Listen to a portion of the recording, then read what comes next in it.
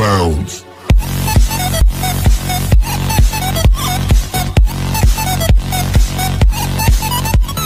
Assalamualaikum warahmatullahi wabarakatuh. Bertemu lagi dengan Ais Channel. Pada video kali ini saya akan memberikan tutorial cara konfigurasi router Mikrotik untuk difungsikan sebagai switch dalam mendistribusikan VLAN. Oke, langsung saja. Yang pertama, di sini terdapat dua router Mikrotik, di mana router yang satu saya fungsikan sebagai router dengan mode router on stick, di mana semua gateway dari VLAN, baik itu VLAN 1, VLAN 2, dan VLAN 3 yang diperuntukkan dengan fungsinya masing-masing itu ditanam di router ini. Jadi router ini sebagai router on stick akan berperan dalam hal logic dan routing dari network layer 3 dan layer 4-nya. Sedangkan untuk yang router yang satu, di sini saya fungsikan sebagai switch. Jadi konfigurasi ini nantinya bisa berguna untuk teman-teman yang mungkin punya router Mikrotik yang lebih atau yang tidak terpakai, di mana saat teman-teman ingin mendistribusikan VLAN dan tidak ingin melakukan pembelian switch lagi, bisa menggunakan router Mikrotik yang tidak terpakai tersebut, sehingga lebih menghemat budget. Oke, yang pertama di sini kita bisa lihat topologinya. Untuk interface yang terhubung antara router yang difungsikan sebagai switch ini di Ether 1 dengan yang router yang difungsikan sebagai router on stick, itu di Ether 1 itu dibuat sebagai mode TAG atau trunk. Jadi kita harus perhatikan di sini yang mana interface yang sebagai mode TAG atau trunking dengan yang sebagai untag atau access. Jadi dari switch atau router yang difungsikan sebagai switch ini yang terhubung dengan router utama itu seharusnya dibuat sebagai mode TAG atau trunking. Sedangkan untuk interface seperti Ether 2 dan Ether 3 ini, di mana Ether 2 ini terhubung ke ISP dan Ether 3 terhubung ke client, itu dibuat dengan mode untag atau access, di mana tiap-tiap interface dari Ether 2 dan Ether 3 ini hanya akan membawa satu VLAN masing-masing, yaitu VLAN 2 dan VLAN 3. Sedangkan untuk yang Ether 1 ini itu akan membawa banyak VLAN, beberapa VLAN, yaitu VLAN 1, VLAN 2, dan VLAN 3 seperti ini. Jadi kita bisa memanfaatkan router kita yang tidak terpakai untuk dijadikan switch dalam mendistribusikan VLAN. Oke, langsung saja saya akan set pertama untuk yang Mikrotik router yang difungsikan sebagai switch. Jadi di sini saya akan menginformasikan bahwa saya akan membuat dua cara atau dua konfigurasi dalam memfungsikan router dari Mikrotik sebagai switch. Nah, sekarang kita akan coba dulu untuk yang cara pertama. Nah, di sini saya akan setting dulu untuk sistem identity dari router Mikrotik atau RB Mikrotik yang akan saya fungsikan sebagai switch ini. Saya akan ubah agar saya tidak bingung nantinya, agar teman-teman tidak bingung. Hapus dulu identitinya, lalu dibuat misalnya di sini misalnya saya berikan contoh router sebagai switch seperti ini, router sebagai switch. Nah, yang pertama, cara pertama adalah kita buat dulu VLAN-VLAN-nya. Kita buat add VLAN-VLAN di sini. Di sini misalnya VLAN 1, saya berikan nama misalnya manage switch. Lalu VLAN ID-nya VLAN 1 sudah benar. Nah, di sini penentuan interface-nya tentu saja kita harus memasukkan ke interface yang berfungsi sebagai mode TAG atau trunking, yaitu Ether 1 yang terhubung ke router on stick ini. Jadi di sini kita harus pilih Ether 1 karena yang sebagai trunking. Kalau di sini trunkingnya adalah Ether 2, maka pilih Ether 2. Jadi tergantung fungsinya. Dari sini kita gunakan Ether 1 karena Ether 1 yang berfungsi sebagai mode trunking atau TAG. Ini kita apply, lalu kita buat lagi untuk VLAN 2 yang mengarah ke internet ISP VLAN ID 2. Tentu saja kita di sini arahkan juga ke Ether 1 karena Ether 1 yang sebagai trunk seperti ini. Lalu kita buat lagi untuk yang VLAN 3 yang untuk client. Sini kita VLAN ID-nya VLAN 3. arahkan juga ke Ether 1 yang sebagai mode tag atau trunk. Nah, setelah itu akan seperti ini jadinya. Jadi Ether 1 ini saya berikan nama dulu untuk trunking to router seperti ini. Lalu di sini Ether 2 saya berikan nama to ISP. Sedangkan Ether 3 saya berikan nama to client seperti ini. Jadi kita tidak bingung karena deskripsinya sudah sesuai dengan fungsi masing-masing. Oke, yang pertama di sini kita menuju lagi ke setelah kita membuat VLAN untuk di interface trunkingnya, kita menuju ke bagian bridge. Nah, di sini kita harus membuat 3 bridge sesuai dengan jumlah VLAN. Jadi cara pertama ini sebenarnya agak ribet.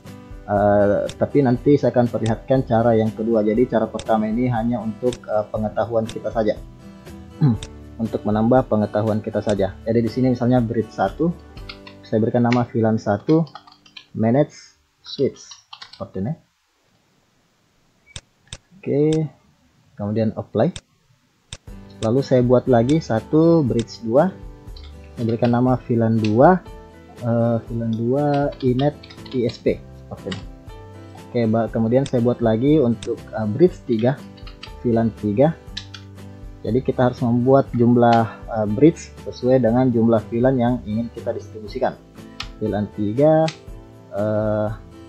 bridge 3 VLAN 3 client seperti ini. Oke, kemudian di bagian port kita masukkan masing-masing alokasinya. Yang pertama di sini interface-nya kita pilih di sini untuk yang pertama untuk yang mengarah ke VLAN. Jadi kita masukkan dulu untuk VLAN, misalnya VLAN 1 seperti ini. Kita masukkan ke bridge 1 VLAN 1 manage switch seperti ini. Oke. Lalu kita masukkan lagi di sini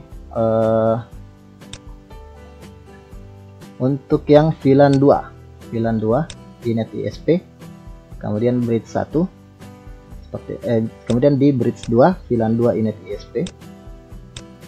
Lalu kemudian kita buat lagi untuk yang VLAN 3 client, kita masukkan ke bridge 3 VLAN 3 client seperti ini. Oke, kemudian kita apply. Nah, berikutnya setelah VLAN di add masuk ke bridge masing-masing, berikutnya kita harus melakukan add untuk VLAN yang untuk interface fisik yang mengarah ke klien, klien-klien. Seperti misalnya yang mengarah ke internet ISP dan yang mengarah ke klien. Jadi di sini misalnya saya masukkan interface-nya ke Ether 2 to ISP, saya arahkan ke bridge 2 VLAN 2 inet ISP. Kenapa? Karena Ether 2 yang akan saya lewatkan adalah VLAN 2. Jadi saya masukkan ke bridge 2 VLAN 2 inet ISP karena sebelumnya VLAN 2 sudah saya masukkan ke bridge 2 VLAN 2 inet ISP ini. Kemudian saya apply. Jangan lupa di hardware offload ini harus dicentang seperti ini. Kemudian kita apply. Lalu di sini saya masukkan lagi misalnya Ether 3 yang mengarah ke klien. Nah, saya masukkan ke bridge 3 VLAN 3 client karena VLAN 3 yang akan saya lewatkan di interface fisik Ether 3 ini. Lalu hardware offload dicentang. Oke, seperti ini. Nah, untuk yang VLAN 1, kenapa saya tidak memasukkan interface fisiknya? Karena di sini saya tidak mendistribusikan VLAN 1 melalui interface fisik dari switch ini. VLAN 1 ini hanya akan saya jadikan sebagai IP dari si router yang difungsikan sebagai switch ini agar si klien ini dapat melakukan manage atau melakukan remote inbox ke router yang dijadikan sebagai switch ini. Oke, lalu di sini kita setelah itu kita setting untuk router on stick yang ada di belakang switch ini. Kita di sini masukkan yang ini. Oke, sekarang di sini saya akan set untuk interface-nya. Nah, di sini saya berikan dulu nama untuk Ether 1. Sini nama interface-nya adalah trunking. Ini. Lalu di bagian VLAN, di sini misalnya VLAN 1 manage switch seperti ini. VLAN ID 1 saya arahkan ke Ether 1 trunking yang terhubung ke switch secara terang, kemudian apply, kemudian saya copy. Nah sekarang yang VLAN 2 untuk ke inet ISP, kemudian VLAN ID nya kita arahkan ke 2, lalu di sini tetap Ether 1 trunking, kemudian apply, lalu kita copy lagi di sini VLAN 3 yang mengarah ke klien, VLAN ID 3 tetap interface-nya yang mengarah ke Ether 1 trunking. Oke, selanjutnya kita set untuk IP address dari masing-masing VLAN ini. Jadi seperti ini, kita set untuk masing-masing VLAN. Yang pertama VLAN 1 untuk manage switch 192.168.11.1/24. Saya arahkan ke VLAN 1 manage switch. Lalu di sini saya buat lagi untuk yang ke ISP sesuai alokasi IP dan network dari ISP. Saya arahkan ke VLAN 2. Lalu yang ke klien /24 yang mengarah ke Ether VLAN 3 klien seperti ini. Oke, nah berikutnya kita lakukan testing dulu apakah benar VLAN-VLAN ini sudah bisa dilewatkan secara router on stick dari router yang ada di belakang ini ke router yang difungsikan sebagai switch. Nah caranya saya akan melakukan ping ke gateway dari ISP yang ada di VLAN 2. Apabila berhasil berarti secara trunking ini sudah berjalan. Saya coba ping. Nah di sini sudah berhasil. Berikutnya saya tinggal setting untuk DNS, NAT, dan rootnya agar dapat terkoneksi ke internet. Jadi secara trunking ini sudah berfungsi dan router ini yang difungsikan sebagai switch itu sudah berhasil berfungsi sebagai switch. Ini. Lalu IP firewall, NAT saya arahkan di sini exchange-nya Masquerade, kemudian source NAT. Out interface-nya saya arahkan ke VLAN 2 inet ISP. Lalu di bagian rootnya IP root, di sini saya buat default root yang mengarah ke gateway dari provider yang ada di VLAN 2. Nah, sekarang kita akan lakukan pengetesan, yaitu caranya kita coba ping ke salah satu website, misalnya ke google.com. Ini berhasil. Nah berikutnya di sini saya akan coba nyalakan untuk yang klien yang terhubung ke router yang difungsikan sebagai switch di sini, yaitu Ether 3. Apakah klien ini sudah berhasil terkoneksi melalui VLAN 3 ke router on stick ini?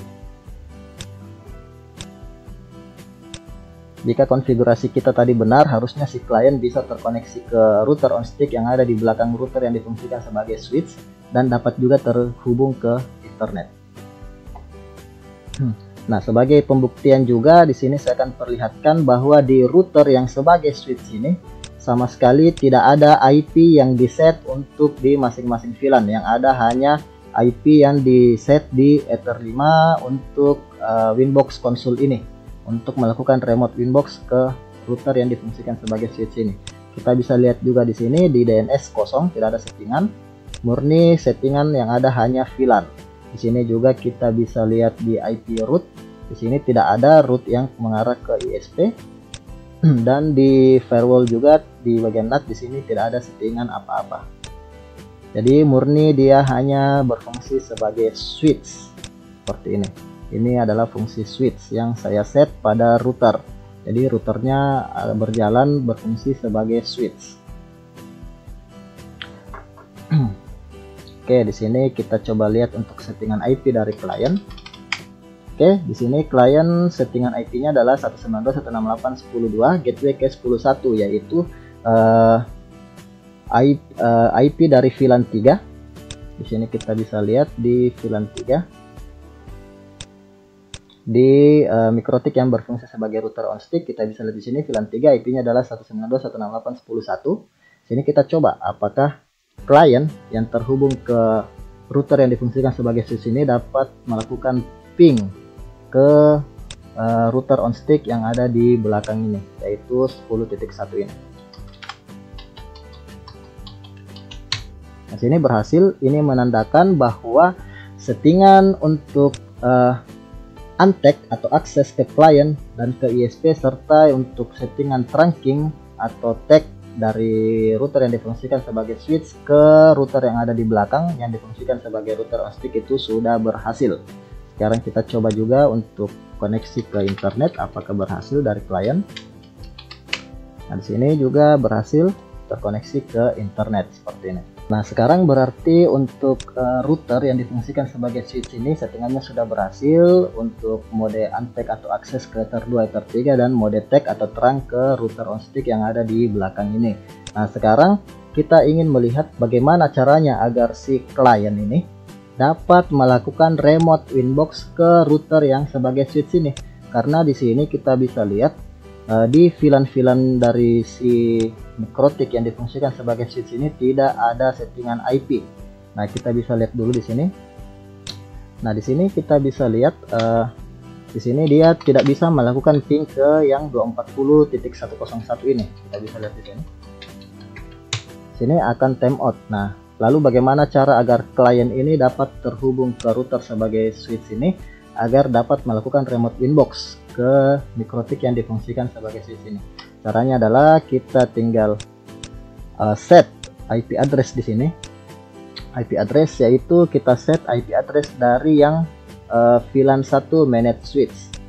Nah, di mana di sini untuk VLAN 1 managed switch itu dengan IP 192.168.11.1 di router on stick ini, maka di switch ini kita harus memberikan IP yang berbeda tapi dengan satu network, misalnya 11.2/24 kita arahkan ke VLAN 1 managed switch seperti ini. Nah, otomatis di sini harusnya untuk Mikrotik yang difungsikan sebagai switch sudah bisa terhubung ke 11.1. Kita coba di sini. Seperti ini sudah bisa. Nah, sekarang kita coba lihat di klien apakah bisa melakukan ping ke 11.2. Di sini masih timeout. Pasti masih timeout. Kenapa? Karena di sini berbeda network. Untuk yang klien ini menggunakan network 192.168.10.0/24, sedangkan untuk router sebagai switch ini adalah 11.0/24. Oleh karena itu, agar klien bisa meremote ke router yang sebagai switch, setelah kita memberikan IP untuk VLAN 1 di router sebagai switch ini, maka berikutnya kita harus set untuk rootnya. Nah, di sini kita bisa set root default dengan 0000, artinya semua IP itu bisa mengakses ke router sebagai switch, atau kita ingin menentukan hanya network-network tertentu yang bisa mengakses ke router yang difungsikan sebagai switch ini. Misalnya saya hanya ingin agar network 192.168.10.0/24 saja yang bisa mengakses ke router yang difungsikan sebagai switch ini dengan gateway yaitu 192.168.11.1 seperti ini. Nah, otomatis dari router yang sebagai switch ini harusnya bisa ping ke IP dari si klien ini, dari si admin ini, yaitu 10.2. Seperti ini sudah replay, dan di sini pun harusnya sudah bisa melakukan ping ke IP dari router yang difungsikan sebagai switch, yaitu 11.2. Nah, sini sudah replay. Nah, berarti dari klien ini pasti sudah bisa harusnya melakukan winbox. Kita coba di sini buka winbox. Kita ke 11.2 seperti ini. Nah, sekarang kita bisa lihat router sebagai switch juga sudah bisa di remote, dan kita sudah bisa melakukan setting dari jarak jauh yang berbeda network seperti ini. Oke, berikutnya berarti untuk cara pertama kita sudah berhasil. Berikutnya kita akan lakukan untuk cara kedua. Nah, cara kedua ini adalah saya hapus dulu untuk semuanya. Saya hapus dulu untuk settingan ini. Settingan cara pertama saya hapus dulu. Sini saya hapus. Di sini bridge-nya juga saya hapus. Jadi kelemahan dari cara pertama, kita harus membuat banyak interface bridge sesuai dengan jumlah VLAN yang ingin kita distribusikan. Nah, itu lumayan menguras resource. Nah, di sini untuk cara kedua lebih mudah dan lebih hemat. Yang penting kita bisa mengerti yang mana mode untagged atau akses dan yang mana mode tag atau trunking. Nah, caranya di sini pertama kita buat dulu untuk interface bridge. Kita cukup membuat satu interface bridge saja, misalnya bridge satu switch seperti ini. Dan kita tidak perlu melakukan add VLAN pada menu interface. Jadi kita cukup membuat satu interface bridge seperti ini. Lalu kita menuju ke bagian port. Kita masukkan semua interface yang akan kita distribusikan VLAN, yaitu yang pertama Ether 1, Ether 2, dan Ether 3. Kita masukkan seperti ini, Ether 1 trunking to router ke bridge 1 switch. Jangan lupa hardware offload dicentang. Lalu di bagian VLAN kita masukkan di sini untuk trunking, untuk bagian VLAN dari yang interface yang sebagai trunking ke router itu tidak perlu diganggu, seperti ini saja, tidak perlu diubah. Settingan default saja, kemudian kita apply. Lalu kita tambah lagi di sini untuk yang Ether 2 to ISP, bridge-nya juga sama ke bridge 1 switch. Di bagian lalu di hardware offload dicentang. Lalu di bagian VLAN untuk PVID-nya kita masukkan VLAN 2 karena VLAN 2 yang akan kita lewatkan ke Ether 2 ini. Lalu kita apply. Lalu kita buat lagi satu di sini untuk yang VLAN 3 client. Jadi di sini Ether 3 to client. Kita masukkan ke bridge yang sama, bridge 1 switch, hardware offload di centang. Jadi hardware offload ini adalah switch chip dari router board Mikrotik. Jadi jika kita ingin menjalankan fungsi switch ini diaktifkan atau dicentang. Lalu kita menuju ke bagian VLAN. Lalu masukkan VLAN 3 karena VLAN 3 yang akan kita lewatkan ke Ether 3. Kemudian kita apply. Nah, setelah itu kita menuju ke bagian. Nah, setelah kita memasukkan semua interface fisik ke dalam bridge yang kita buat, ke dalam satu interface bridge yang kita buat, berikutnya kita menuju ke bagian VLAN. Lalu di sini kita masukkan create di sini bridge-nya ke bridge 1 switch. VLAN ID-nya cukup kita masukkan VLAN 2 dan VLAN 3. Nah, kenapa kita tidak masukkan VLAN 1? Karena VLAN 1 itu secara default sudah masuk ke bridge 1 switch. Nanti akan saya perlihatkan kenapa saya tidak memasukkan VLAN 1 di sini.